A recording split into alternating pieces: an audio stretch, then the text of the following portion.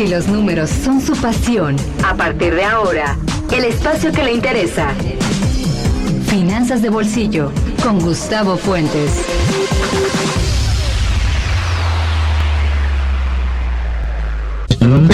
Amigos, ya estamos de regreso. El día de hoy tenemos a la guapísima Ana Laura Arroyo, directora general de GI 360. ¿Cómo estás, preciosa?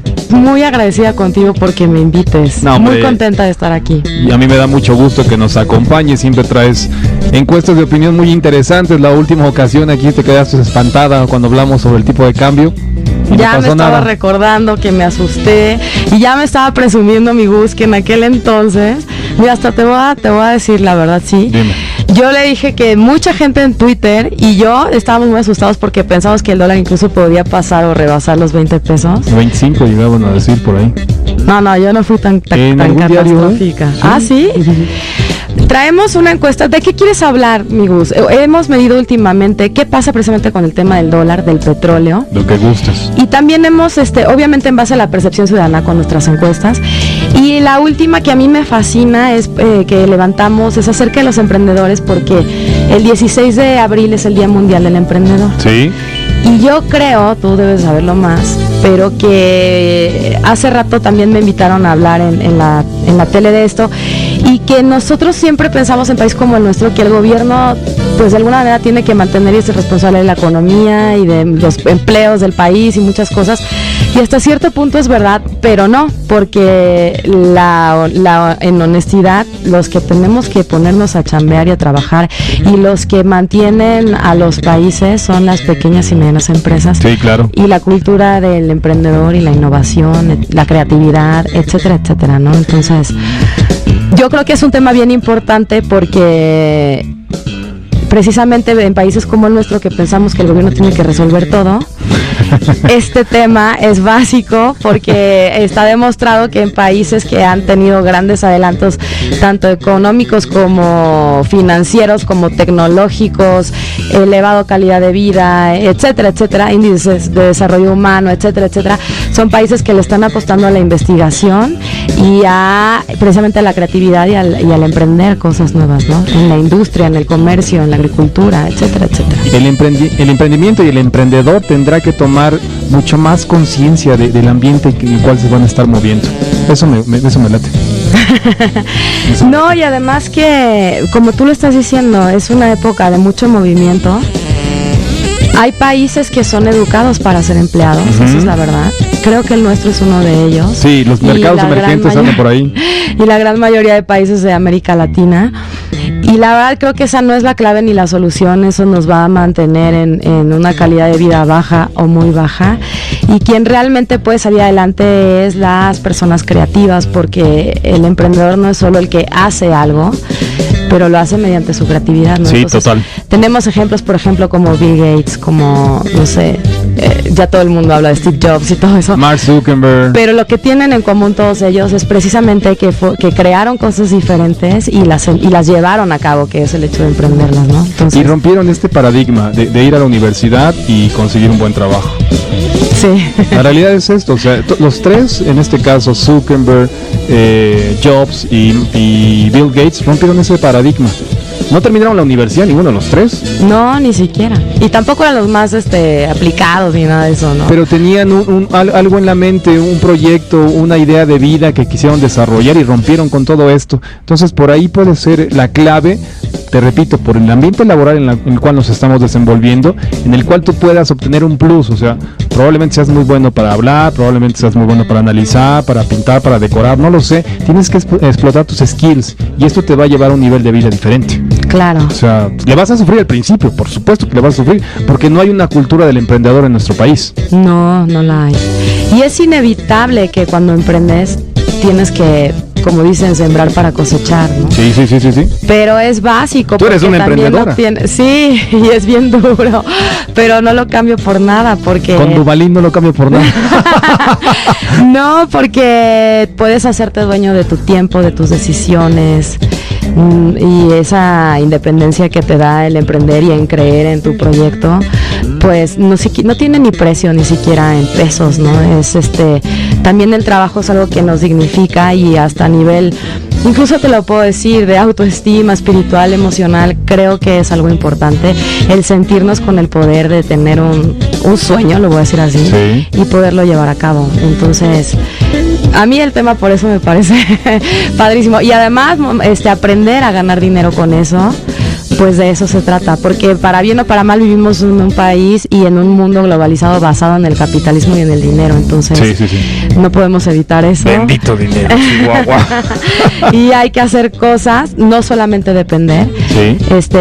Yo prefiero depender de mi creatividad que de otras personas, ¿no? Creo que eso es más...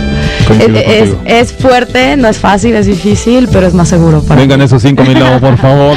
Eso me latió. Si quieres, te platico un poco. Le preguntamos a la gente, este mes levantamos esta encuesta del Día Mundial del Emprendimiento, que, por ejemplo, ¿qué significa ser emprendedor para usted? Y la gente nos contestó en primer lugar, un 30%, tener una idea y llevarla a cabo, fíjate. Ok. En segundo lugar, a la gente lo que entiende por emprendedor es crear una empresa, un 28% de la gente nos contestó. En tercer lugar, es poner un negocio, y en cuarto lugar, ser tu propio jefe. Ser tu propio jefe. O sea, cuando decimos la palabra emprendedor, esto es lo que se le viene a la mente a las personas de nuestro país. Ser tu propio jefe en cuarto lugar. Así es. Eso me llamó la atención. Crear una empresa también, por ejemplo. Y yo platicaba que no es solamente crear una empresa, ¿no? El emprendedor es alguien que tiene una idea y la lleva a cabo. Sí, yo coincido con eso. Como dijo la mayoría de la gente en primer lugar, ¿no? Yo coincido con eso. Ya después puedes crear una empresa, pero no sabes qué vas a crear, pero al menos tienes una idea en mente y eso es el motivante para comenzar a emprender. Claro. A mí me encanta este tipo de preguntas porque son características de los emprendedores. Le preguntamos a la gente cuál considera que es la principal. Y en primer lugar nos dice la gente que iniciativa, en segundo lugar creatividad, en tercer lugar persistencia, en cuarto lugar superación, quinto lugar liderazgo, sexto ambición y un 3% de la gente nos dijo que todas. De una vez. Yo creo que todas, sí, porque cuando sí, emprendes necesitas mucha iniciativa, creatividad, superación, seguridad, persistencia, liderazgo y también mucho apoyo. Todo. También todo. muchos apoyos, ¿no? Y muchas de ellas inclusive que no tengas pensado, porque te vas a mover en un ambiente completamente ajeno, en un ambiente que llega a ser inhóspito en algún momento. Claro, o sea, de entrada el que emprende no está andando un camino que no ha sido andado. Va ciegas, ¿no? Entonces eso, pues sí nos genera siempre el miedito, lo desconocido. Pero es padre. Pues la adrenalina. Es padre. Creo que un emprendedor necesariamente tiene que ser resistente y hasta que le guste la adrenalina, ¿no? Sí, es una carrera de resistencia, bien lo acabas de decir. Sí, muchísimo, y de mucha fe. Yo creo que, bueno, es un tema de muy humano también, ¿no? Todo. Preguntamos hoy en día, ¿qué tan difícil o complicado considera usted que es emprender un nuevo proyecto? Obviamente en nuestro país. Y mira, Gus, a ver, ¿tú qué opinas aquí en base a lo que sabes de economía? El 76% de la gente dice que es de complicado a muy complicado. Sí, coincido. Solamente un 21% de la gente nos dice que fácil. No, coincido, o sea, inclusive debe andar rondando el 80%, porque por lo que estamos mencionando, o sea, el emprendedor en México es como una pepita de oro, o sea, para encontrarlo primero resulta difícil y después para que él comience a encontrar las herramientas necesarias para emprender, mucho más difícil. Y si ya lo quiere implementar como un negocio, agrégale la parte de la burocracia y esto le pone mayor grado de dificultad. Y después la parte del financiamiento, o sea, sí tiene prácticamente todo en contra, tiene un hándicap fuertísimo. Gus, no hay que deprimirnos. No. Al contrario, yo destaco mucho. Tú siempre te deprimes conmigo. Van a regañar otra vez. El tema económico es muy fuerte para mí. Pero es precisamente por eso que debe destacarse la cultura del emprendimiento en nuestro país, porque los pocos o muchos que la están desarrollando tienen este hándicap en contra. Y con todo y eso, llevan a cabo sus propuestas, presentan sus ideas, desarrollan su proyecto y en el menor o mayor tiempo lo cristalizan, y entonces sí estamos hablando de que este proceso sufrido, difícil, alegre, lleno de todos estos matices que hemos estado platicando, pues ya lo tienes ahí, ¿no? Nace. No, bueno, cuando al fin lo logras, te sientes un héroe, ¿no? Porque sí, a veces estás lidiando con muchísimas cosas, pero yo quiero animar a la gente a que sea yo emprendedor. También.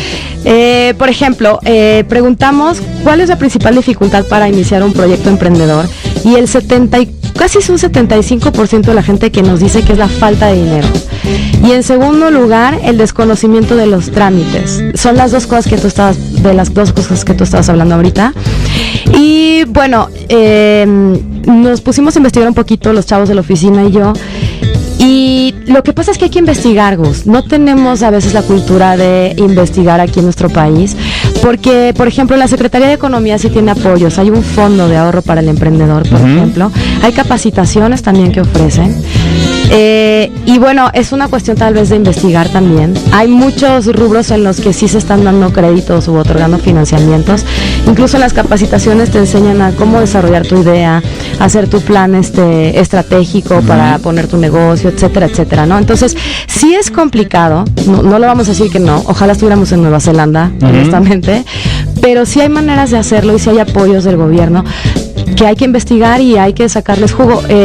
Algunos amigos que tengo en Secretaría de Economía me han contado, y a mí se me hace increíble, Gus, que muchas partidas que a veces hay del gobierno, que cada año las tienen ahí presupuestadas para quien vaya a pedir esos apoyos, muchas veces se regresan al erario público porque no se ejercieron esos... es decir, no hubo alguien que fuera a pedirlo, a solicitarlo con un proyecto productivo, ¿no? O viable. Y mira, y por el lado de la iniciativa privada también existen el famoso, los capitales ángeles, los venture capital, y ya un poquito más adelante los capitales de riesgo, los hedge funds. Entonces, la única cuestión, lo que yo veo aquí, Lau, es la desinformación completa. Es esto, o sea, el emprendedor va ciegas a entrar. Sí, también. Ya existe algunos apoyos, tanto gubernamentales como privados, a donde pueden recurrir, pero no saben cómo solicitarlo, cómo acercarse, cómo presentar el proyecto, cómo decirle a un fondo de capital ángel o a la Secretaría de Economía: oye, quiero poner un puesto de tortillas amarillas o rosas, no lo sé, o sea, estás innovando, ¿no? Sí. No saben cómo presentar la propuesta de plan de negocio. Pero a ver, cosas, por ejemplo, tú que sabes más cosas que nosotros, ¿qué es un capital ángel que yo no tengo idea? Es el capital semilla. Es aquel que cuando vas a iniciar tu proyecto te van llevando de la mano, te van apoyando en el desarrollo de la infraestructura de tu negocio. Sí, algo así idea, como las famosas incubadoras de empresas. Exacto. Ya. ¿Y esos dónde se solicitan? ¿También en economía? No. De hecho, lo pueden googlealo y buscas Capital Ángel en México, y ya existen varias compañías que se dedican a hacer esto en nuestro país. Okay. Igual los Venture Capital también lo buscan así, capital aventurero, y lo encuentran. Y ya los fondos de riesgo, los hedge funds, en la película de Facebook hay un capítulo donde está Sean Parker, el que fundó... Explícanos eso, porque yo no le entendía esa parte. Es un capital de riesgo. Está Sean Parker, el cuate que creó Napster, platicando con Mark Zuckerberg, y de pronto le dice que la idea vale más de $1,000 millones, y comienzan a estructurar el plan de negocio, lo presenta con un fondo de capital de riesgo que le mete, creo que $500,000 o $1 millón de entrada, y después Facebook, pues ya es otra historia, ¿verdad? Es eso. Ok. No, pero es interesante porque la verdad es que cuando uno no sabe de este mundo y del tema, pues yo vi la película, pero no le entendí gran cosa. Vamos a seguir ahorita. ¿Te late? Vamos a un corte rápidamente y regresamos. Ana Laura Arroyo, directora general de GI 360, nos acompaña en Finanzas de Bolsillo. Ya estamos de regreso, esto es Finanzas de Bolsillo, y tengo a la guapísima Ana Laura Arroyo, directora general de GI 360. Es que estábamos contando un chiste por eso. Sí, un gran chiste que a Gus le encanta.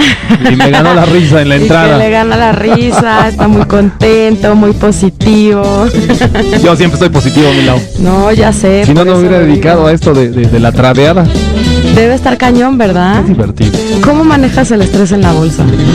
En cuanto cierre el mercado, podrás hacer el análisis ya de qué estuvo bien o qué estuvo mal. ¿De qué pasó? Pero en el momento de la operación no te puedes dar esos lujos, porque entonces te enganchas de manera positiva o negativa, y te enganchas y te puede generar un problema mucho más grave. Es la parte de la gestión del riesgo que se tiene. Qué bárbaro, amigos. Por eso usted es un hombre muy mental, y yo tengo que aprender de usted, porque yo soy muy emocional y me apasiona. Sí, tú eres toda pasión. Por algo no estoy en bolsa, porque no creo que fuera buena. Yo creo que sí, ¿Crees? Sí. Todo el mundo puede hacerlo. Tienes razón. Nada más que no todo el mundo tiene el tiempo para hacerlo. Bueno, estamos platicando cómo percibimos este tema del emprendedurismo en nuestro país. Y le seguimos, si quieres, con la encuesta. Preguntamos a la gente cuál debe ser la principal tarea que el gobierno debe de llevar a cabo para promover el emprendimiento. Ya lo habíamos dicho, creo, ¿no? Financiamiento, cursos y orientación, promoción de programas y sobre todo reducción de trámites.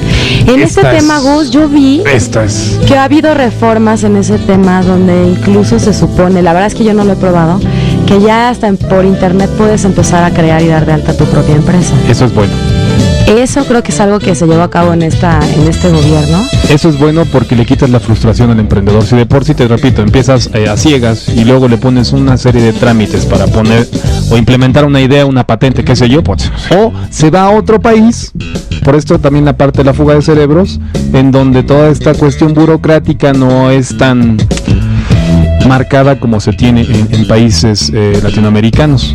Entonces, no, incluso hay capitales, o sea, el atraer capitales extranjeros entiendo que es también todo un tema, precisamente porque tenemos muchos sistemas o el sistema burocrático no nos ayuda y las empresas extranjeras lo ven como un vía crucis el estar aquí poniendo las empresas, y mejor hay lugares donde es todo mucho más fácil. O las ideas, cualquiera de las dos, empresas o ideas. Y por eso es que están creciendo también, en lugar de venir a invertir países a México, van a invertir a lugares donde se lo hacen más fácil, ¿no? Se llevan los cerebros de nuestro país.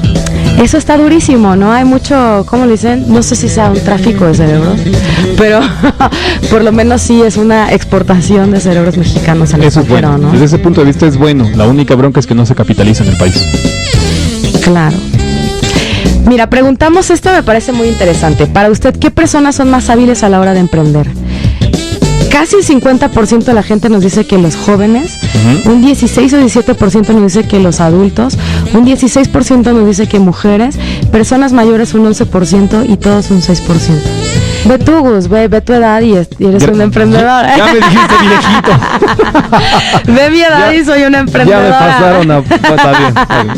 Todo está muy joven. Es broma, pero es verdad. Yo creo que este tema, precisamente, ¿por qué lo dije? Porque es un tema de romper precisamente esos paradigmas.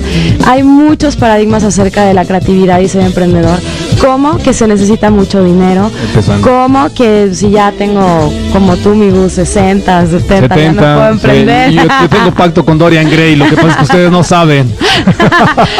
Como que probablemente las mujeres no tienen las características que se necesitan, ¿no? De valentía, resiliencia, etcétera, para emprender. Así es. O como clases sociales, ¿no? También. Solo emprende la gente que tiene dinero, pero la verdad es que no es cierto. Creo que es de los paradigmas que hay que romper. Sí. No hay que aceptar esas ideas, porque emprendedor puede ser y somos cualquiera. No hay limitantes cuando tú vas a emprender. Te repito, cuando tú amas tu proyecto, tu idea, cuando comienzas a crearla, cuando estás dándole forma, contra todo y con las circunstancias que se te vayan presentando en el camino. Yo creo que un emprendedor precisamente es eso, es un líder para sí mismo. Yo creo que hay que reconocer a esas personas que se están aventando a hacerlo y aprender de ellas. Sí, ¿no? Total. También mucho. Total. Fíjate que estuvimos investigando, los chavos de la oficina y yo. Mira, de acuerdo al ranking mundial de facilidad para hacer negocios, los países que más facilidad dan a los extranjeros para hacer negocios o a los mismos habitantes de su país son Singapur, Hong Kong, Nueva Zelanda, Estados Unidos y Dinamarca. Singapur. Qué raro que Singapur y Hong Kong, por ejemplo, parte de los tigres, que son asiáticos. De los que exactamente, parte de los tigres y que han crecido impresionantemente, ¿no? Y se dice que precisamente parte de su crecimiento se debe a que todas estas reglas de operación y para poner empresas, pues las han hecho mucho más fáciles. Total. Nosotros estamos en el número 53 de 189 países. Es de lo que platicábamos, ¿no? Entonces, por ejemplo, si yo soy una empresa transnacional y quiero ver a dónde voy a extenderme a mi negocio, pues si México está en el 53, 189, pues antes que México hay 50 más que me ofrecen mucho mejores posibilidades o facilidades para invertir, ¿no? Entonces, aquí también, bueno, hay que hacer una invitación a que hagamos las cosas de manera más eficiente. Por ejemplo, ahí sí es un tema en el que el gobierno nos puede apoyar para hacer más fácil la inversión de capital extranjero en nuestro país, ¿no? Totalmente de acuerdo. En México tenemos 5 millones de empresas, de acuerdo al INEGI del 2010, bueno, ya tiene un rato esto, de las cuales hay 95% son microempresas, fíjate, Gus. Estamos sosteniéndonos por las 95%. más por las microempresas, y el 4%, alrededor del 4% son pequeñas empresas, solo un 0.03 son medianas empresas y el 0.02 son grandes compañías. Es que la pequeña empresa, la quieras poner micro o pequeña, es la que sostiene una economía aquí y en China, ¿eh?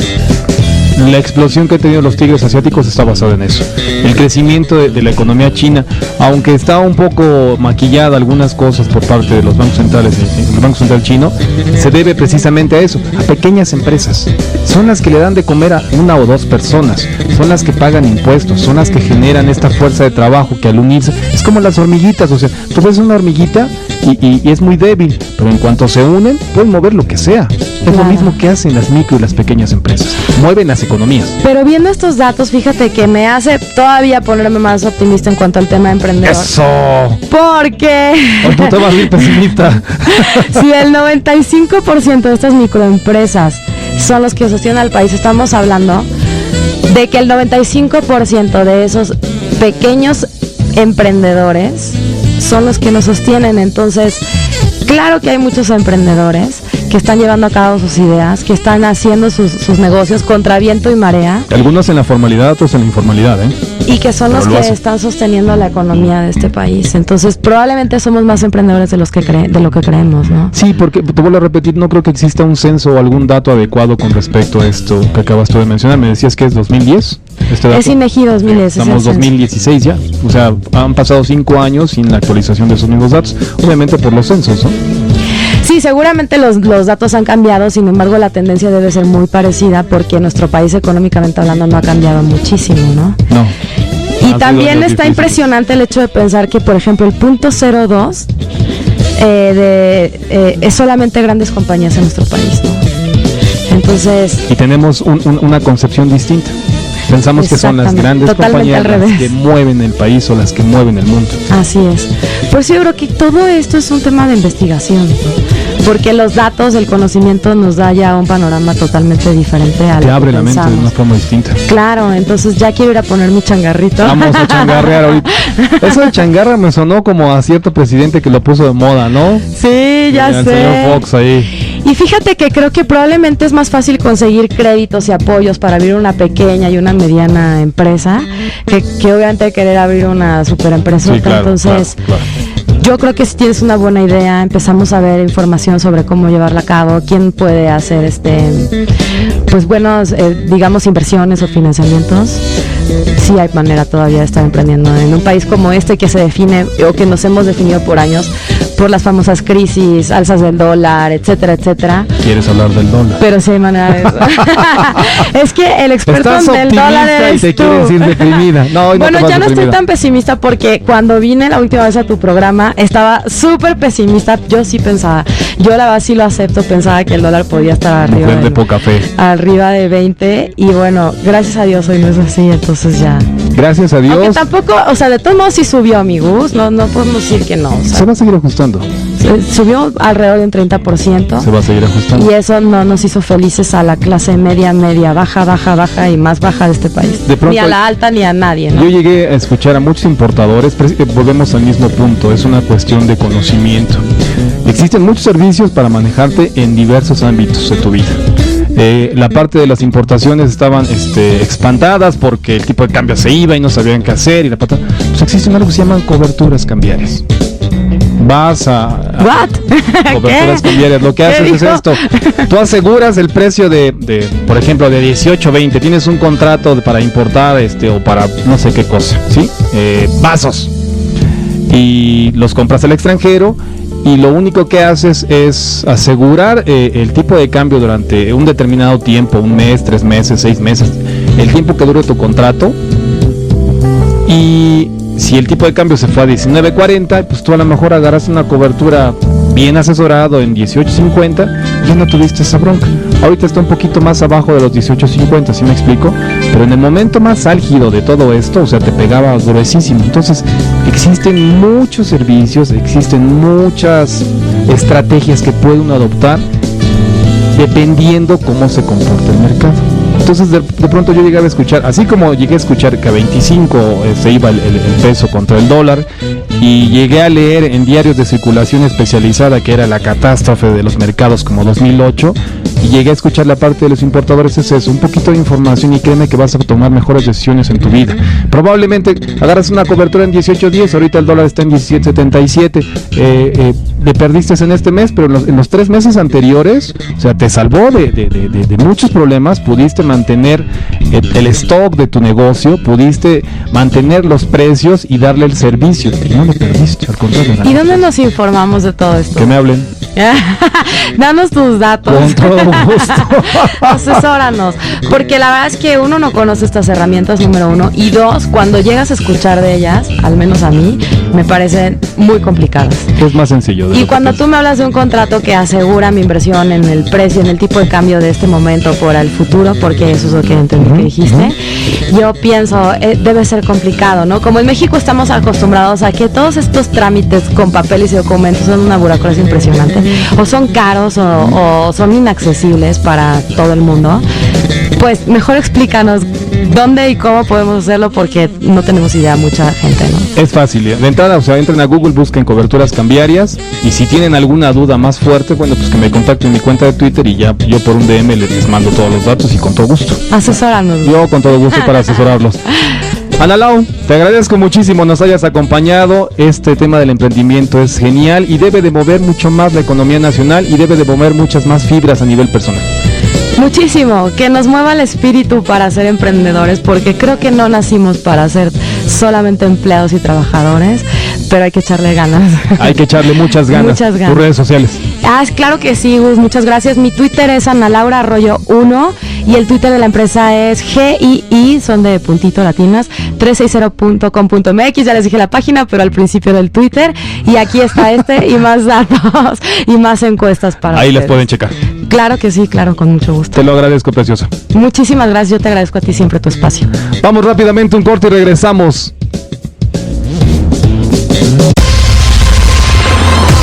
Poder México presentó Finanzas de Bolsillo, el espacio con la información más importante en materia de números, con Gustavo Fuentes. Un programa de Poder México, la radio de contenido inteligente.